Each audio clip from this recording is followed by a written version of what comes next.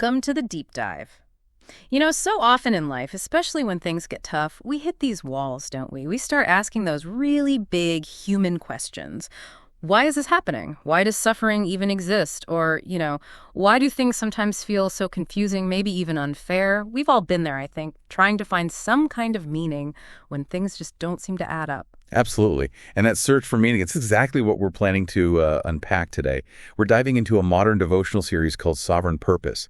It specifically looks at Ezekiel chapter 14. Our mission really is to dig into this ancient text through the lens of this devotional and see how it speaks surprisingly directly to these very modern feelings, these anxieties about purpose, about justice.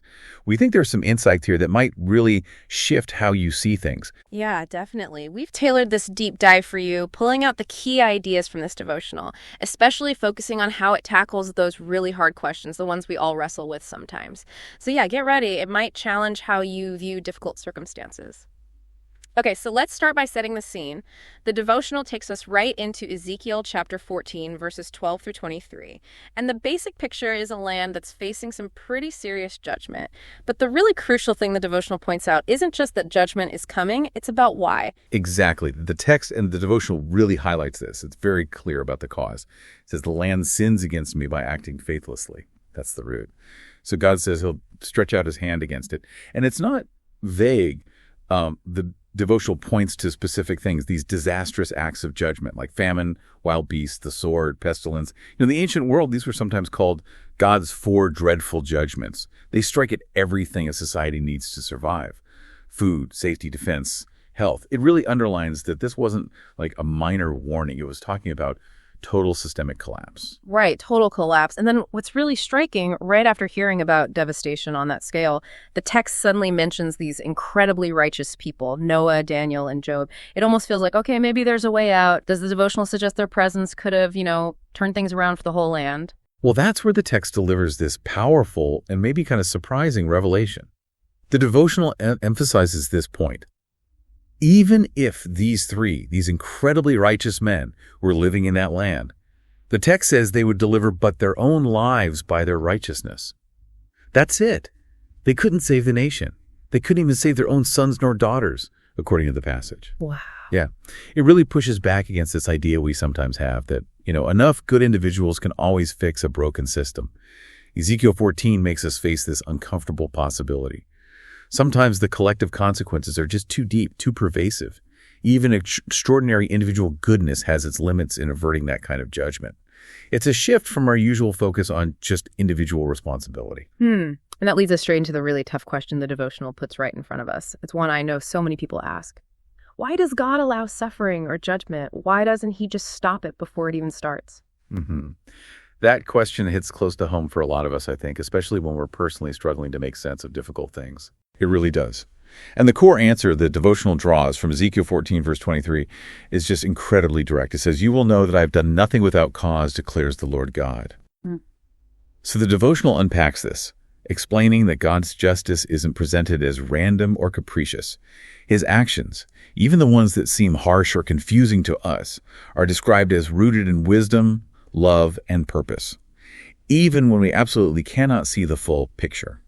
It brings up this challenging idea that faith often starts right when we have to acknowledge, okay, God is God, and his ways are higher than ours. That's hard, though. It is hard. It's about choosing to trust, even when the why just isn't clear to our limited understanding. Okay, but amidst all this heavy talk of judgment, there is a promise in the passage, right? The devotional points this out, too. It says, "But behold, some survivors will be left in it, sons and daughters who will be brought out."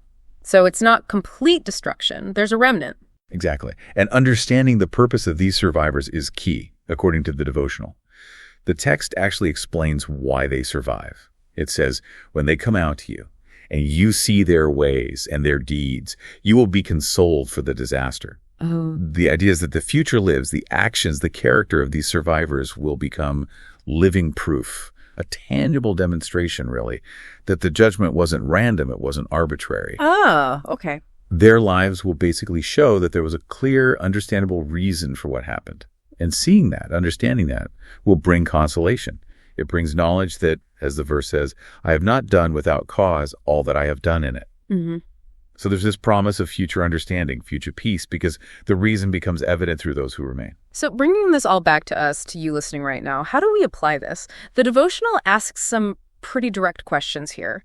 Are you struggling to understand something God has allowed? Or maybe what part of your life feels confusing or unfair right now? Yeah, it's really an invitation, isn't it? To consider the main application point from sovereign purpose, which is about choosing to rest in his sovereignty even without full clarity. It encourages you, the listener, to trust that he sees what you cannot. So the core takeaway from this passage, as the devotional sees it, isn't necessarily about figuring out every single reason right now. It's more about making a conscious choice to trust God's character, his justice, even when his methods seem mysterious, maybe even inscrutable from our perspective. Choosing trust over understanding, in a way. In a way, yes. Leaning into that trust even when the full picture just isn't there yet. So as we wrap up this deep dive into Ezekiel 14 through the Sovereign Purpose devotional, the really powerful idea that keeps coming through is this. Even when facing huge judgment, or just our own personal suffering, the text insists God does nothing without cause. Right. And maybe that leaves you with something profound to think about. If we accept that assertion that God never acts without purpose, and that understanding eventually brings consolation, what might it look like to approach those confusing, challenging situations in your own life?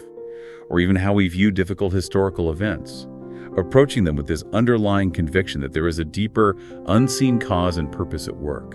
What does it actually mean to consciously choose trust when that clarity just isn't available yet? Drawing strength, perhaps, from that promise that one day you will know.